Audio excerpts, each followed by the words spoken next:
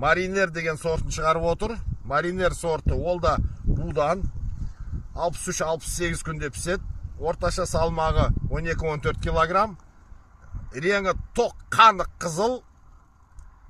Қанттылығы жоғары өте тәтті қарбыз. Бірақ оның ерекшелігі ол ұзақ уақыт жолға және де сату барысында ұзақ уақыт пісіп кетпей, ішін тастамай, балғын күйін сақтап,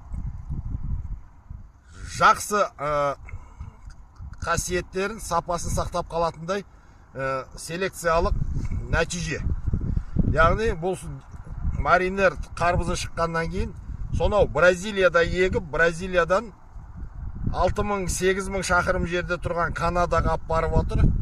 Сонша ұзақтыққа шыдап барып, және де дүкендерде, супермаркеттерде сапасын жоғалтпай, ұзақ уақыт сатылымда шыдап беріп жатыр. Сондықтан да сіздер де келешекте HM Close фирмасының шығарған, селекционерлер шығарған Mariner қарбызын алып егуді ұсынамын. Зейін қойып тыңдағандарыңызға рахмет, мол өнім алыңыздар, бай қуатты болыңыздар.